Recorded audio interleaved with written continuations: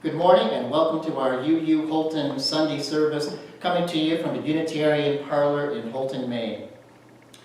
Today is the first Sunday of Advent, and as you may have noticed, we have closed the large wooden doors behind me to the sanctuary, and we are cozying up in the parlor for the rest of the year. There had been quite a cold draft coming in from behind me the last couple of weeks. Welcome to today's service, and thank you for joining us, for spending part of your day right here.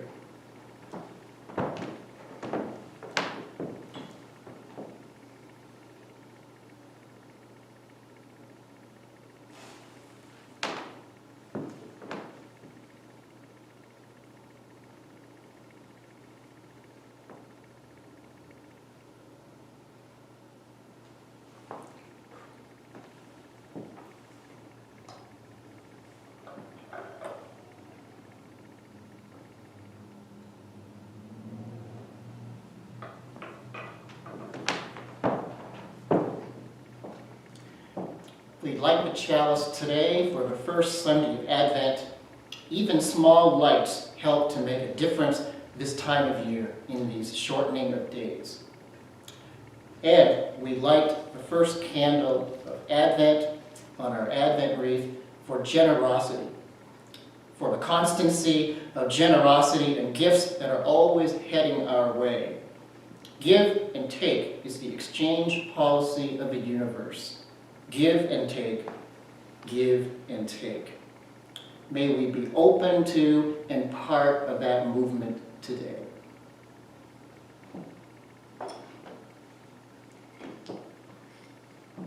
For our moment of centering silence, let us pause, relax your grip on whatever you're holding on to, release everything, breathe, just be here and now, and listen to the sound of the chime.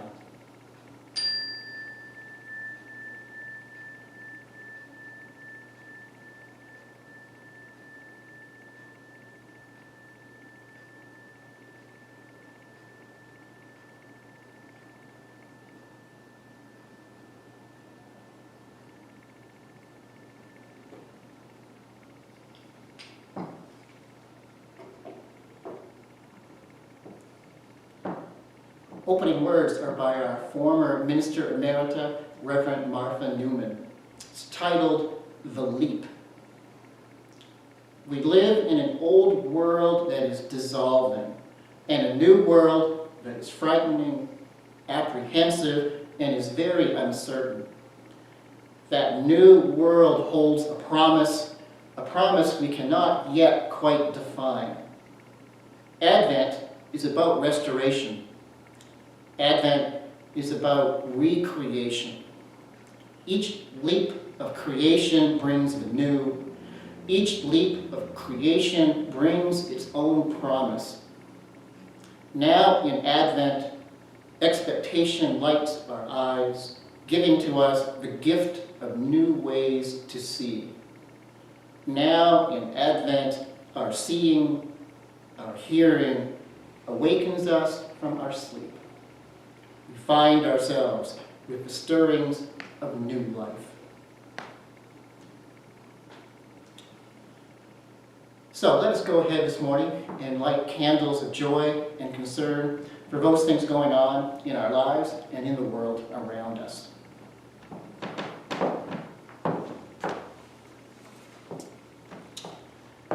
This week I came into my office and I found a small package on my desk.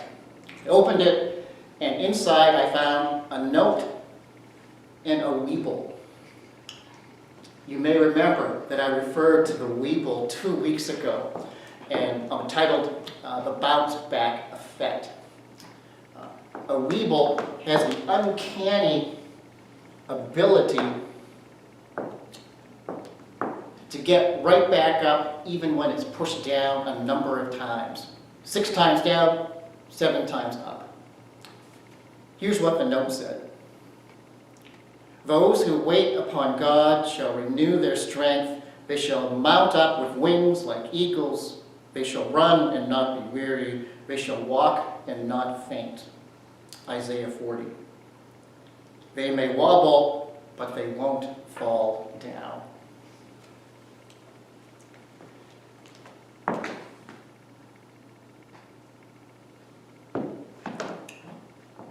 We light a candle this morning for the ability to bounce back when we get knocked down.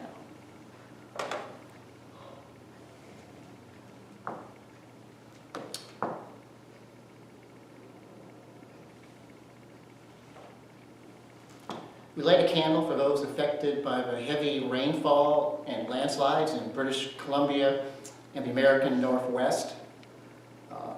We pray for those who are helping with the recovery and for those who are suffering.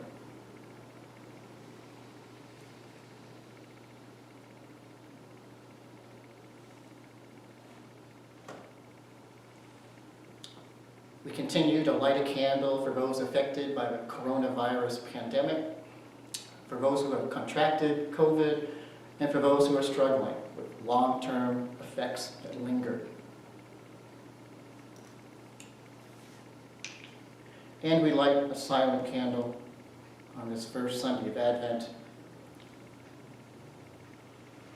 for those unspoken prayers and concerns that you carry with you this morning in your heart as we begin this season of contemplation, of openness, generosity, giving, lights, and festivals.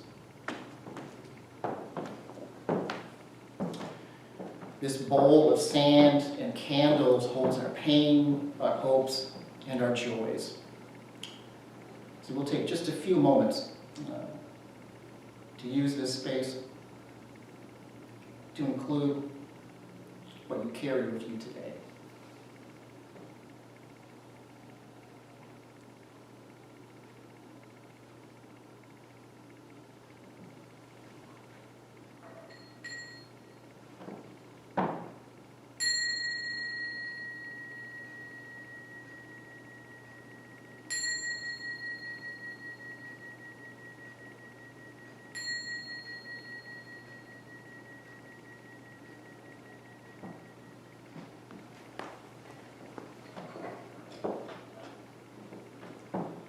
As the joy or sorrow of one is shared by all, may our hearts be as one on this day. For those concerns and those names mentioned this morning, we hold them in the light of love and compassion. May our group energy benefit all beings far and wide, and may our own minds be renewed and restored to a positive and healing state. Blessed are we all on this day. Amen. And blessed be.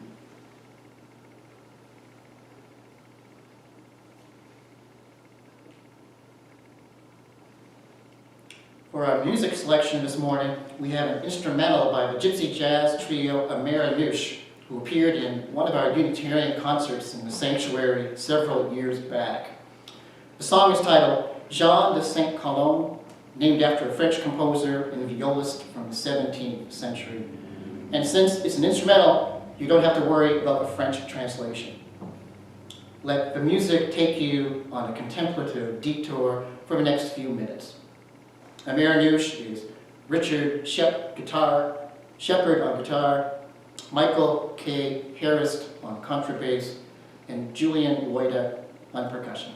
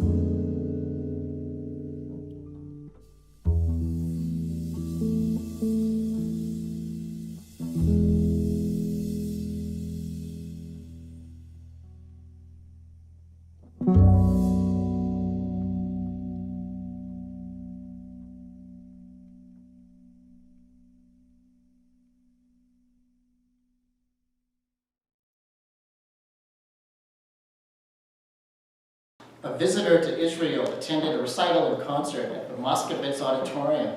He was quite impressed with the architecture and the acoustics. He inquired of the tour guide, "Is this magnificent auditorium named after Chaim Moskovitz, a famous Talmudic scholar?"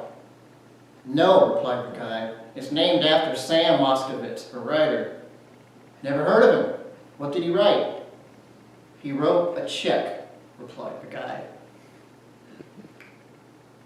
While this is the first Sunday of Advent, it is also the busiest time of year for charitable giving pledge drives, and end-of-the-year tax write-offs. Maine Public Radio had a pledge drive last week. The Holton Rotary Club just had their annual auction. And we, here at UU Holton, are also conducting our annual pledge drive from now until the end of the year. Don't be surprised if you find something in your mailbox soon. If you don't receive a pledge letter, just let us know and we'll make sure that you get one. We are now in our second year of online services followed by Zoom coffee hour. And while in-person services have been missed for fellowship and community building, it has also affected how we receive funding. So yes, keep those checks and donations coming. Every amount is appreciated and it helps keep our religious community vibrant and solvent. Generosity is a personal act where you direct positive resources toward a need, a worthy project, or a cause that you believe in and support. Generosity is what keeps resources flowing, getting to where they need to go, and in the process, benefits everyone who is involved, both the one who is giving and the one who is receiving. This is especially true when times are difficult, demanding, and uncertain. The first impulse in times such as this is to cut back or use caution. Yet, I dare say, this is probably the time to keep right on giving. There are certainly plenty of opportunities to do so. Decide what the most important charities and organizations are to you, and then give your support to ensure that they can keep doing what they are doing. The title of today's talk is Times of Generosity. Giving Tuesday is a new project that started about 10 years ago, encouraging generosity and building a culture of giving.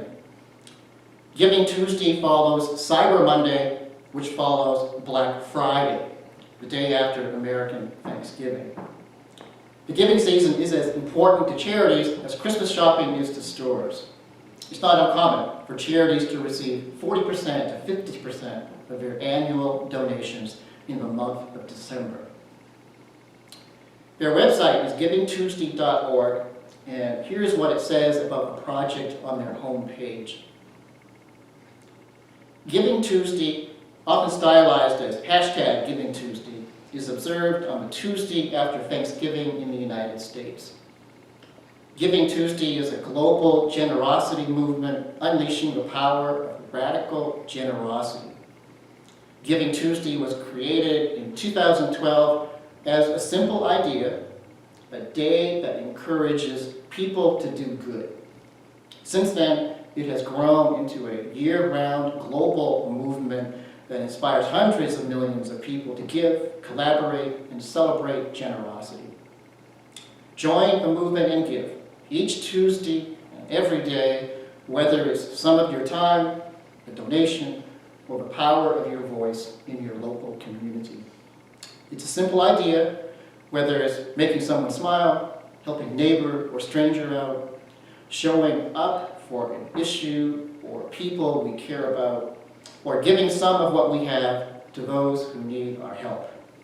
Every act of generosity counts, and everyone has something to give. So, it doesn't matter how much you give. What's important is that everyone is involved in building and contributing to this culture of generosity in some manner that makes sense to you and to your situation. Coca-Cola's holiday slogan for 2005 was "Give, Live, Love."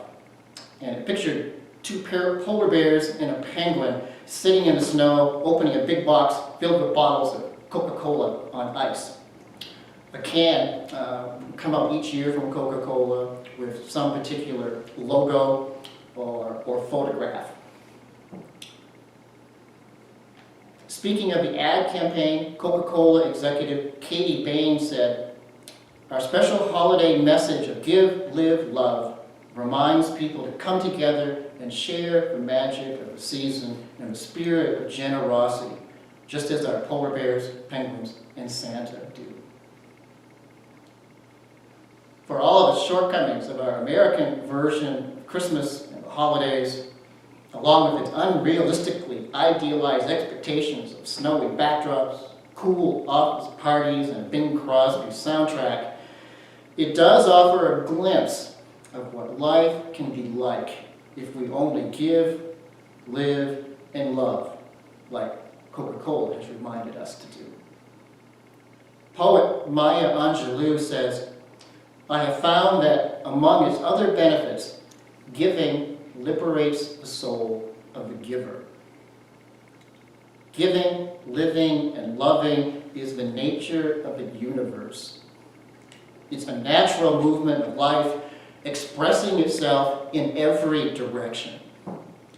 You can select to be an active part of this movement, or you can withdraw, but you cannot escape the movement. It is you, and it is in you, even if it's diminished, squelched, and fading much sooner than it needs to. The choice is up to the giver, the liver, and the lover. Give, live, love is the irrepressible and inexhaustible message of truth in this season and in all seasons. It does not run out of energy or become depleted. It recharges itself each time it is used. Give, live, love.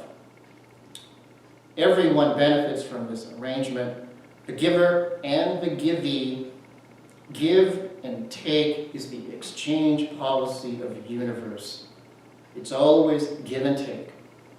Doesn't matter which end you are on. Blessed are those who give. Blessed are those who receive. Both are liberation. Both love is the universal way.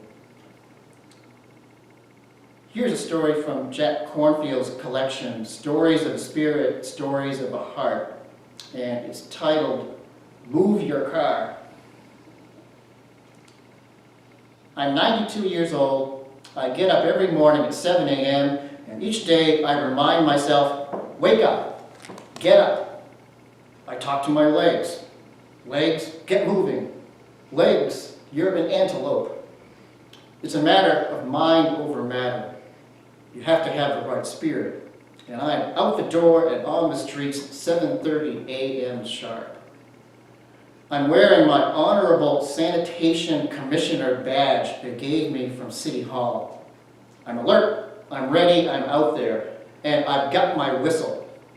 My job is I help get parked cars off the street, and the Wayne broom, the big one, 30 grand for a broom. So when I show up, I go around blowing my whistle to get people to move their cars. I have a great time. People are asleep. They're busy with businesses. They're busy taking time off from the businesses. They're busy having a good time. They're busy not having a good time. Whatever. I don't care. I just blow my whistle. I don't discriminate either. I go after sanitation men too. The union got them a coffee break. Some coffee. They're having eggs, they're having bacon, they're having toast, they're having French toast. I kid them about it, and I go right into the restaurant and I blow my whistle. They love it. They understand. Everybody loves it. Everybody understands. It's the whistle that gets them. Sometimes I'm having such a laugh, I can't even blow it. And then I go back to work. Schleppers, get moving. Let's go. This used to be a beautiful city. People cared. If you didn't pay your rent, the sheriff would come and put your furniture out on the street. But the poorest of the poor would come automatically and drop their pennies and nickels at your house and put you back in your apartment. That's neighborhood. Now it's different. Things have gotten out of kilter. Hard to say why. People seem to be lost in their own lives. I see them on the street, lost in their own thoughts. Not that I'm all that different. I'm a schlepp myself. I have as many bad habits as anyone. You should see my apartment. It's a mess. Me, Mr. Clean. But I'm trying. Let's all try. It's possible. What can I tell you? I'm not a saint or a wise man. I'm not a 2,000-year-old man. I'm only the 92-year-old man. Just a senior citizen. What do I know that everybody else doesn't know? We know. I just go out there in the morning and I blow my whistle. That's what I do. You do what you do. Me, I'm having a great time, wonderful fun. And when people see how much fun I'm having, they have a laugh too. What else can they do? Then I hit them with it. Hey buddy, move your car. You have to have the right spirit. Get up and get moving. This story points out two of our symptomatic tendencies that accentuate themselves during the frenetic holiday season. Number one, people are busy with busyness. And two, people are preoccupied with their own lives, lost in their own self-interest, lost in their own thoughts. The corrective for both tendencies is give, live, love. You cannot remain preoccupied with yourself if you are thinking of someone else. It's impossible. When you think of yourself and think of someone else, the two balance each other out and good things happen. Be it a thoughtful communique, timely assistance, or generous action outside the norm. Give, live, love. It works. Albert Einstein once said, "It is every person's obligation to put back into the world at least the equivalent of what they take out." This is known as the Einstein equation. Balance the equation, and it is an equal exchange. Exceed the equation, and it is liberation. Give, live, love. In this season of generosity, find your way. Give, live, love.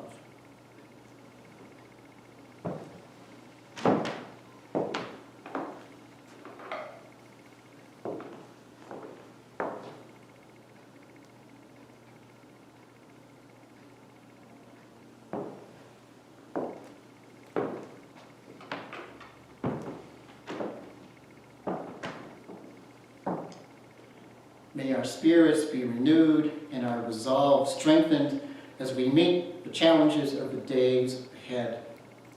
We extinguish our chalice only until we gather again to reignite the flame that burns within and among us in all that we do as fellow travelers in this world of cold and beauty. May we go in peace. Amen. I'd like to thank you all for joining us for this week's UU Holton Sunday service. Like and subscribe on our YouTube channel. Practice kindness, keep your attitude positive, and look out for those having a difficult time. I want to thank our cameraman once again, Christoph Leiper, for filming today's service, and for Fen Carmichael and Board Barista for doing our production work. And again, during this Advent season, I wish you all a meaningful season as we lead up to the holidays. Have a good rest of your day, everyone, and we will see you next time. No.